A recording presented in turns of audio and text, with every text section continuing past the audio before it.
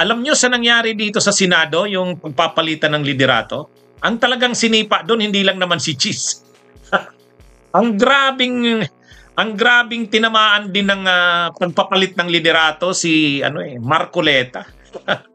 Si Marcoleta, mabilis yung naging pag-angat, mabilis din yung naging pagbagsak. Napansin nyo? Sangayon ba kayo doon, mga kabunyog? Sangayon ba kayo sa obserbasyon ko? Alam nyo si Marcoleta, unang-una yung panalo niya nung nakaraang eleksyon, siyempre, pinagmalaki niya yon, naging mayabang na siya noon. Kaya lang, nang maupo siya sa Senado, yung makapangyarihang komite, in fact, isa sa pinakamakapangyarihang komite ay ang Blue Ribbon. Ang Blue Ribbon. At yan talaga inire-reserba sa sa mga veterano na sa Senado, yung mga nakailang term na. Kay si Marcoleta, unang term pa lang. Pero binigay sa kanya ni Chis Escudero. Binigay sa kanya. Ganon katindi ang pabor na binigay kay Marcoleta. Bakit? Deal yan ni Escudero doon sa Duterte Senators. Kapag siyempre yung Duterte Senators, marami yun. 5 kaagad ang suli doon. Marcoleta, Padilla, Bato, Bongo, Aimee. O yun, 5 na yun kaagad. Na Duterte. Ngayon, ang siyempre kay Chis Escudero, di ba naalala nyo? Lagi nating sinasabi, si Chis, ang sobrang ambisyon ni Chis, yung gusto niya talaga na siya ang maging Senate President, ang dami niyang sinagasaan niya. Unang-una, wala na siyang mga prinsip-prinsipyo. Ang importante sa kanya, pwesto, yung pagiging Senate President. Kahit na isuka siya ng publiko, kahit na isuka siya ng University of the Philippines, ang kanyang pinagpusang eskwelahan, wala. Mayabang pa si Cheese. Napansin nyo, sabi niya, wala akong pakikinggan, wala ako sa inyong pakialam. Kahit kayo na mga nagkikriticize sa akin, wala. Kaya di ba, ang tindi ng niya, yung fourth wheel, kahit simpleng fourth wheel, binaluktot niya. Halos nung impeachment ni Sara, araw-araw yung issue ng impeachment, talagang matigas siya. Ang kapalit nun, nagsulid sa kanya yung mga Duterte senators. Kaya ang tingin ni Cheese, kapag yung mga Duterte senators nasa kanya, assured siya, hindi siya matatanggal sa pagka-Senate President. Ang kapalit naman na hinihingi ng mga Duterte senators, siyempre yung pagmasura sa impeachment ni Sara. Pangalawa, ang Senate Blue Ribbon Committee. Yan ang hiniling ni Marcoleta. Okay, pinagbigyan ni Cheese. Pinagbigyan ni Cheese. Kahit yung ibang mga senador, kinilala yung desisyon na yan ni Cheese. Inirespeto yon. Kaya yung mga senador na kasama nila tulad ni Erwin Tulfo, ni Raffy Tulfo, ni JB Ejercito, hindi kinontra si Cheese. Parang desisyon ni ni Chis Escudero. At pangalawa, alam din nila na kailangan ni Chis Escudero ang suporta ng mga Duterte senators. At ang hinihiling talaga ng mga Duterte senators, maliban sa pagmasura sa impeachment ni Sara, ay yung Blue Ribbon ni Marcoleta. Bakit napaka-importante sa kanila ng Blue Ribbon sa kampo nila Marcoleta at ng mga Duterte? Bakit? Para maprotektahan ang mga Duterte. Anumang investigasyon ng Blue Ribbon, wala dapat tungkol kay Duterte. Wala. Dapat yung mga kaso ng korupsyon sa panahon ni Duterte, hindi mauungkatan yan. Magagawa lang yan kung ang Blue Ribbon ay si Marcoleta. Pangalawa, gagamitin nila ang Blue Ribbon para tirahin sila Romualdez. Kasi ang kalaban ng Duterte si Romualdez, mas hindi pa nga si Marcos eh. Galit na galit talaga sila kay Romualdez. Kaya gagamitin nila ang Blue Ribbon laban kay Romualdez at poprotektahan nila ang Duterte sa pamamagitan ng Blue Ribbon. Si Chis Escudero naman, wala naman sa kanyang problema kung protektahan si Duterte. Duterte rin naman siya. Wala rin sa kanyang problema kung tirahin si Romualdez. Kalaban niya rin naman si Romualdez eh. Kaya yan yung naging diyan. Kumbaga, para kay Chis Escudero, okay yan, basta't Senate President siya, ang magre-retain ng suporta niya ay itong mga DDS, itong pro-Duterte senators. Ito ang aasahan niya. Kumbaga, ito yung kanyang reliable na grupo. Dagdagan pa nila Cayetano, dagdagan pa ni Villanueva, dagdagan pa ni Jinggoy, dagdagan pa ng mga yan yung inaasahan niya talaga. Si Cayetano, yan naman yung kanyang kanang kamay. Si Jinggoy naman, pag ginawa niya yung Senate President pro tempore, kanya na yan. Si Villanueva, majority floor leader. Kaya sila yun. Yan yung kanyang yan yung grupo niya. Plus yung Duterte, sila Amy, sila Marcoleta, sila Padilla. Okay na sana. Okay na, nasunod yung mga gusto nila. Tuwang-tuwa sila. Tuwang-tuwa sila. Nabasura ang impeachment ni Sara. Tuwang-tuwa ang mga DDS. Naging blue ribbon si Marcoleta. Okay, nagsimula na. Ito na yung problema. Ito na yung naging problema. Si Marcoleta gustong magpakitang gilas. Gustong magpakitang gilas sa pamamagitan ng blue ribbon. Kasi ikaw ba naman, blue ribbon, iimbestigahan mo ang lahat ng korupsyon. Pagka inimbestigahan mo ang korupsyon, sikat ka. Kaya lang, malinaw naman ang agenda ni Marcoleta sa blue ribbon. Una, walang masasagasaan na Duterte dyan. Puprotektahan niya ang Duterte dyan. Pangalawa, gamitin yan laban kila Romualdez, yung Blue Ribbon Committee.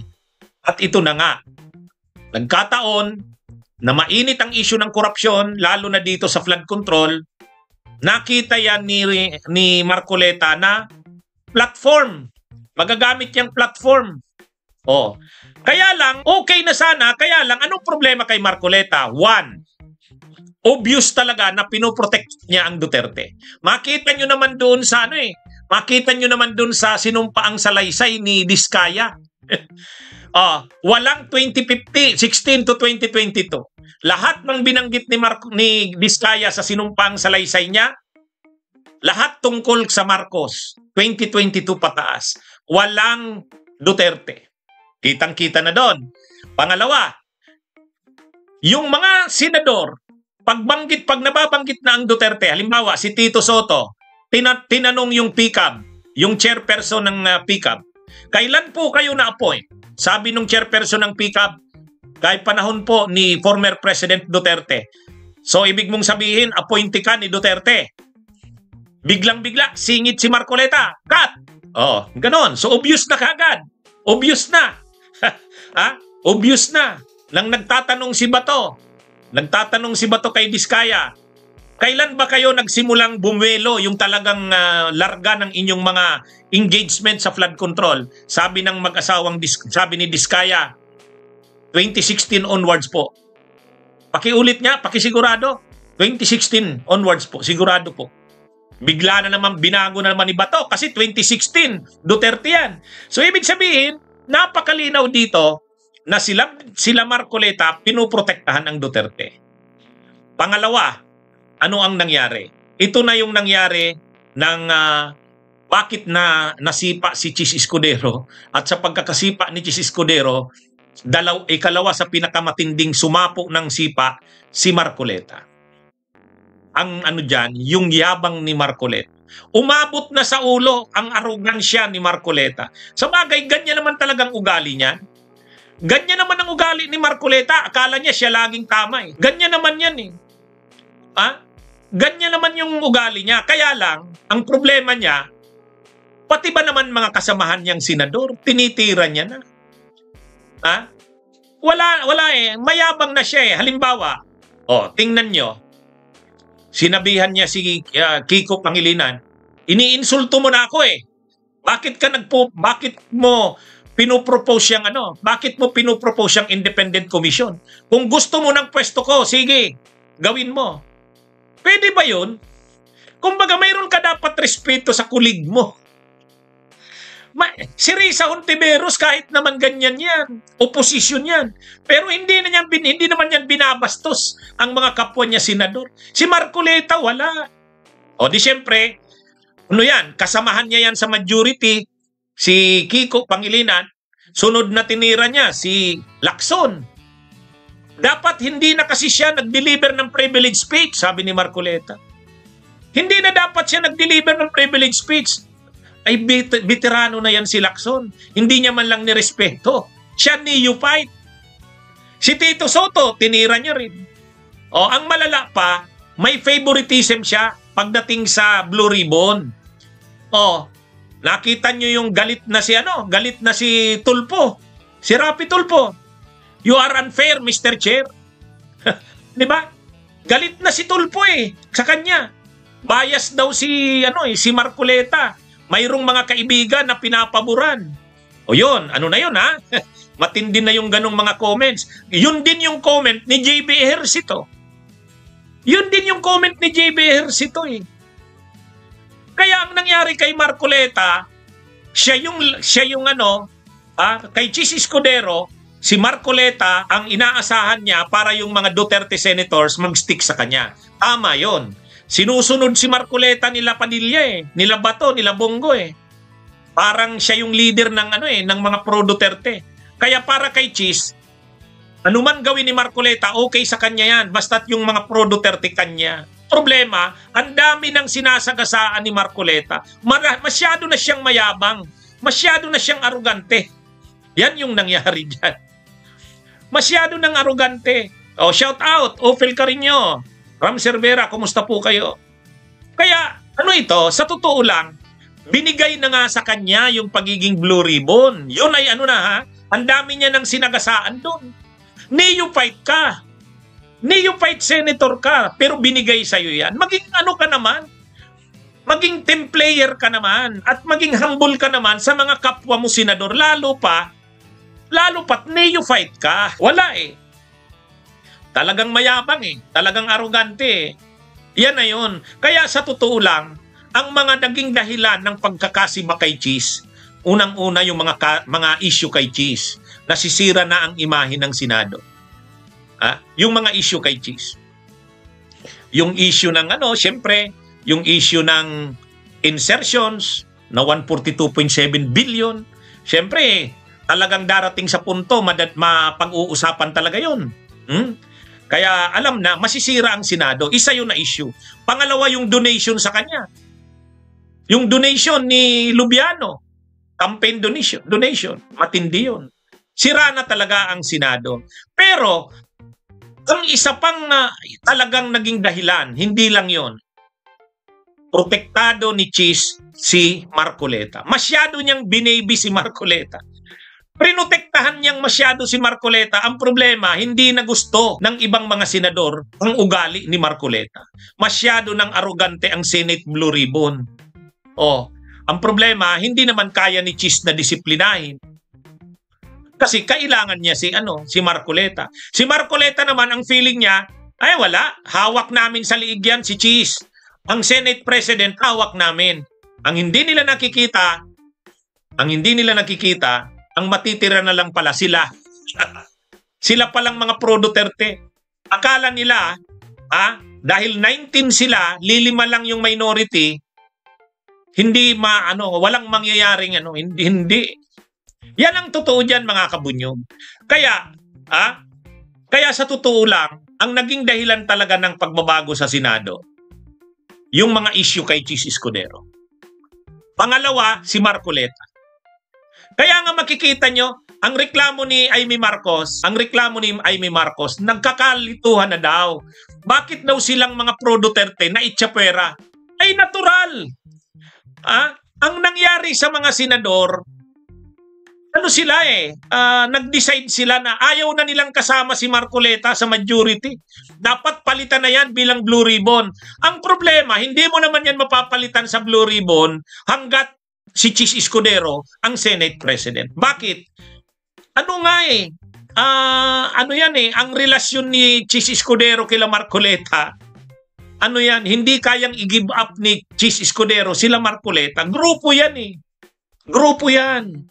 Kaya ang problema ni Chis, hindi niya na naiisip na masama na talaga ang loob nila Tulfo. Masama na ang loob nila JB Ejercito. At hindi nila matatanggal si Marcoleta sa Blue Ribbon Dahil si Chis Escudero ay hostage nila Marcoleta. Yan ang totoo. Hostage nila Marcoleta si Chis. Para kay Chis Escudero, grabe ang utang na loob niya kila Marcoleta at sa mga pro-Duterte senators, kila Amy Marcos, kila Bongo, kila Bato. Yan ang kanyang grupo. Yan ang kanyang gang. Ang problema, mas alam na ng ibang mga senador na hindi nila matatanggal si Marcoleta sa Blue Ribbon kung hindi aalisin si Chis sa pagka-Senate President. Kaya, yan yung dalawa dyan. Ang kailangan nila dyan, maalis si Marcoleta sa, isa pang ginawa ni Marcoleta na hindi nila nagustuhan. Kahit na lang sa mga members ng Blue Ribbon, si Marcoleta gustong mag-grandstanding. Hawak niya na si Diskaya. Walang nakakaalam na si Diskaya ay titistigo sa Blue Ribbon. Wala. Parang kay ito na, mabibigla ang publiko. Biglang lalantad si Diskaya sa amin sa Senado. Ituturo ang mga kongresista. Babanggitin babanggitin sila Romualdez, babanggitin sila Saldico. Yun, nakaprepare na. Siyempre, binasa na ni Marcoleta yung sinumpaang salaysay. Hindi naman yan pagsasalitain doon nang hindi muna tiningnan ano bang lalamnin ng sasabihin niya. Hindi pinaalam ni Marcoleta sa mga kasamahan niya. Lalo na sa iba. Siyempre, hindi naman gusto yun ng iba. Dapat ipakita mo rin sa amin yan para dapat pinaalam mo sa amin na titistigo yan si Diskaya at ano yung kanyang sasabihin para makapaghanda yung mga senador. Hindi pinaalam ni Marcoleta Hindi pinaalam. Parang sa kanya, accomplishment niya yun. Tama nga naman. Lahat ng atensyon nandun sa Senado ng araw na yon. Ng araw na yon. At ang binabanggit doon ni Diskaya, mga kongresista, tapos si Saldico, si Romualdez, tuwang-tuwa sila Marcoleta. Tuwang-tuwa ang mga DDS na mga senador kasi tinitira si Tambaluslos, tinitira si Saldico. Yun ang gusto nila yun? Kumbaga, ang hindi alam nila Marcoleta, ang hindi alam ng mga Duterte senators, mayroon na palang kuditang nangyayari. Pinabuelo sila doon. Pinabuelo sila doon sa Blue Ribbon. Busy si Jinggoy. Busy si Marcoleta doon. Umalis si Hontiveros, nagpaalam sandali. Pupunta na pala doon kay Soto, pupunta na pala kay Lacson, nag-uusap na at pupuntahan na si Chis Escudero para ipaalam na mayroon na silang bilang. Habang nagkakaanuhan pa doon sa Blue Ribbon, busy si Jinggoy, hindi nila alam, nila Marcoleta, wala na. Hindi na president si Chis Escudero. Nabigla sila. Nakita nyo? Mga kabunyog, mga kababayan? Yan yung nangyari dyan. Ngayon, nung makita ni Chis Escudero na wala na siyang numero, sa kanya lang siguro na-realize. Saka lang sa kanya nag-sink in lahat-lahat. Sa totoo lang. Kaya dito, yung inaasahan ni Chis na mga alas niya, sino yung mga alas niya? Sila Marcoleta. Siyempre, pag sinabi mong suportado siya ni Marcoleta, suportado siya ng mga Duterte senators. Ni Bongo, ni Bato, ni Amy. Suportado siya. Package yan. Grupo yan. Kala ni Chis, safe na siya sa ganun. Mayroon pa siyang inner circle. Si Jinggoy, si Cayetano, at saka si JB, ay si Villanueva. Yun. Kaya, ang inaasahan ni Chis, wala. Mayroon tayo ditong solid na 9. Wala na. Walang mangyayaring dito. Ang hindi niya alam, ang una, mayroong mga taong grabe na ang pagkadisgusto kay Marcoleta sa Blue Ribbon. Gusto nila talagang palitan. Masyado nang mayabang si Marcoleta sa Blue Ribbon. Yan yung totoo dyan, mga kabunyog. Kahit si Marcoleta, nabigla yan nung di ba nagkakaroon pa, ongoing pa yung Blue Ribbon. Ninanamnam pa ni Marcoleta yung kanyang kasikatan. Ninanamnam pa nila Marcoleta yung kasikatan ng committee niya dahil pinipresent si Diskaya. Pero habang ongoing pa yung Blue Ribbon, nababalita na ang Senate ko. Wala na. Naiba na yung balita. Di ba? Naiba na yung balita. Oh.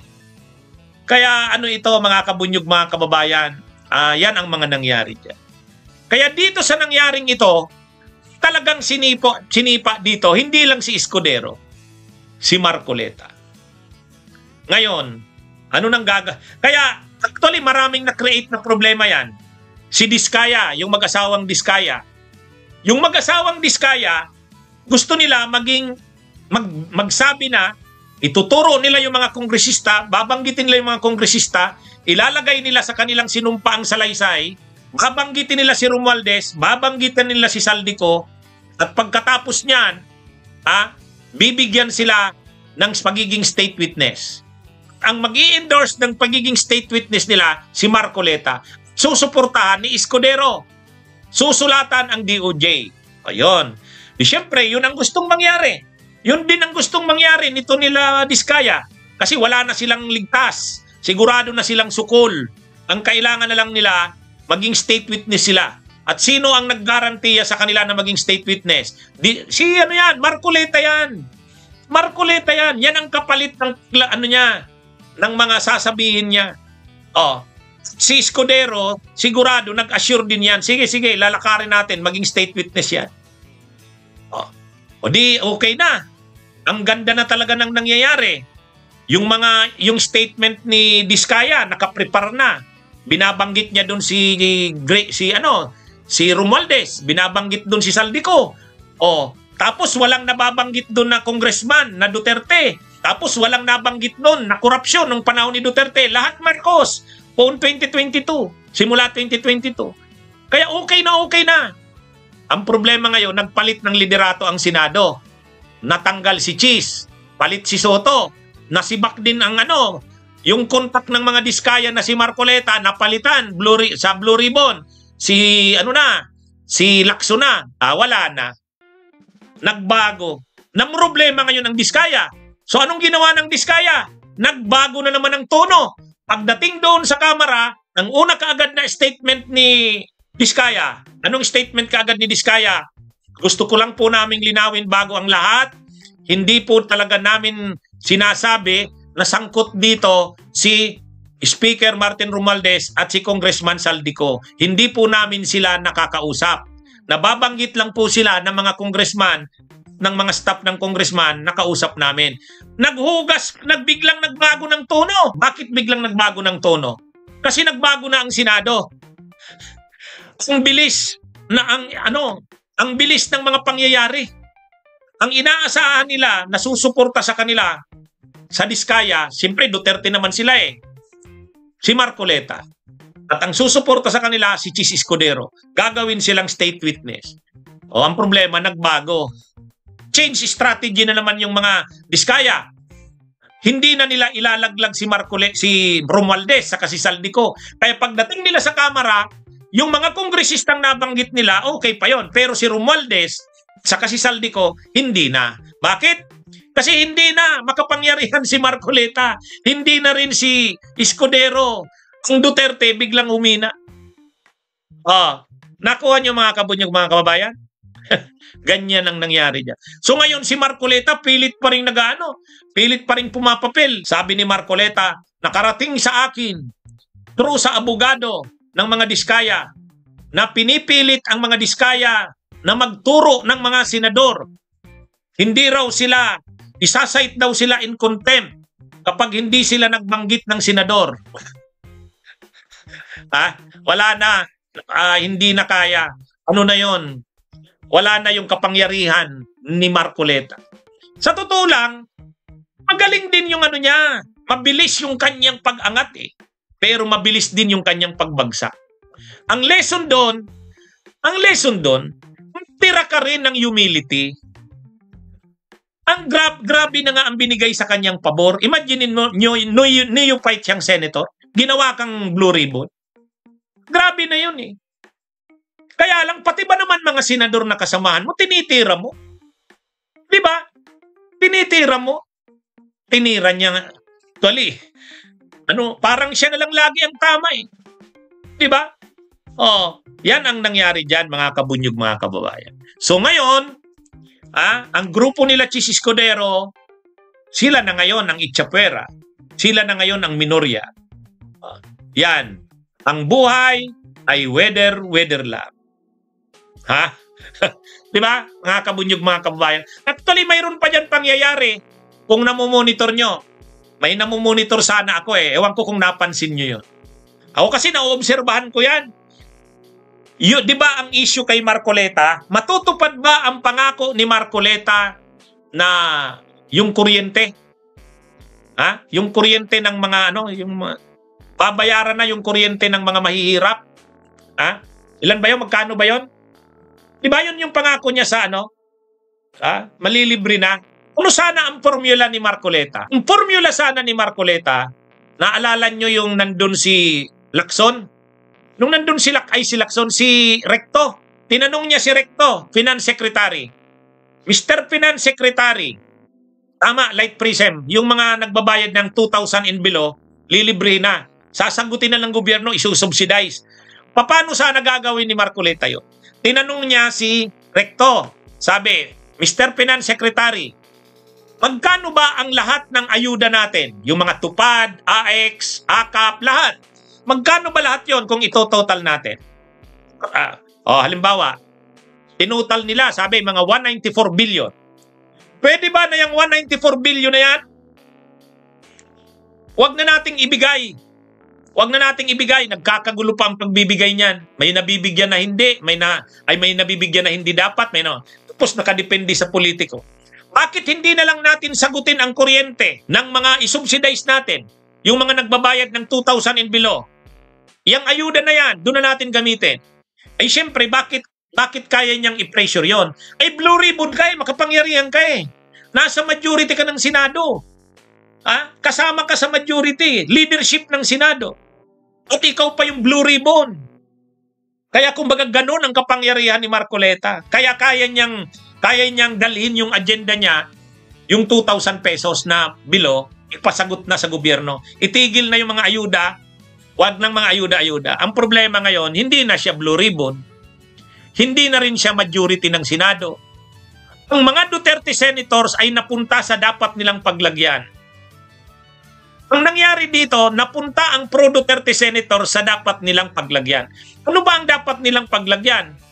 Ay di minority. Sila naman talaga dapat ang oposisyon sa Senado. Sila naman talaga dapat ang minority. Bakit? Oposisyon naman talaga sila eh. Ibig nating sabihin, ang masama nga kasi sa Senado dahil kay Chis Escudero, pinagsama-sama ni Chis Escudero, yung mga pro-Duterte. Tapos sila Kiko at Ma'am. Tapos siya, si Chis. Tapos sila Tulpo. Yung magkapatid na Tulpo. Pinagsama-sama yun ni Chis. Pero sa totoo lang, hindi naman magkakasama yun. Kaya lang nagkasama-sama, ang importante, majority sila ng Senado. Pero sabi ko, di ba, pwede naman kasing magbuo ng majority, i-chop na ang minority yung mga Duterte senators. Sila Chis, kung dun sasama, okay, dun kayo. Si Villanueva, dun kayo. Si Cayetano Alan, dun kayo. Pero, yung mga sila Kiko, Bam sa Kasirisa, magkakasama. Sila Tulpo, yung magkapatid, magkakasama. Si Lapid, pwede yan mahatak. Plus yung grupo nila, Lacson, Soto, Mig, sa Loren. Yun ang sabi natin. Nung una, hindi nangyari yan. Pero ngayon, yan ang nangyari. Nasunod na. O yan na yung majority. Tapos yung Duterte senators, saka sila Chis, na ginang minority. Yan naman talaga dapat ang taglagyan sa kanila eh. Di ba? Di yan na nga. Yan na ang nangyari ngayon. Kaya kahit yung mga committee chairmanship sa Senado, nabago na. Nabago na. Kaya lang, tandaan din natin, iba rin yung mga yan. Sila Cayetano, sila Villanueva, at yan sila Marcoleta, at mga DDA, sila Aimee. Magpaplano yan. Magpaplano yan ng pagbabalik. Siyam sila eh, siyam. Siyam sila. Kaya kailangan bantayan din yan nila Tito Soto sa kanila Lacson at sa kanila Risa. Anyway, alam naman nila yan. Bunyog! Halikan na kasama ka, Bunyog. Kapag buklod ay may pag-asa, Luzon, Visayas, Mindanao, isa ang pananaw. Sa bagong Pilipinas ang bunyog isisigaw. Bunyog, bunyog, bunyog.